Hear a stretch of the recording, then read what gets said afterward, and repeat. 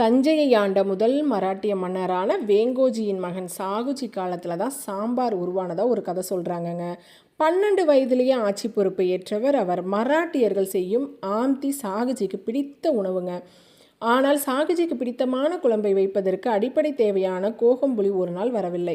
இதை எப்படி சமாளிப்பது என்று யோசித்த சாருவிலாச போஜனசாலை எனப்பட்ட தஞ்சை அரண்மனை சமையலறையின் நிபுணர்கள் நாம் பயன்படுத்தும் புளியம்பழத்தை வைத்து முதன்முறையாக ஒரு குழம்பை வைத்திருக்கிறார்கள்.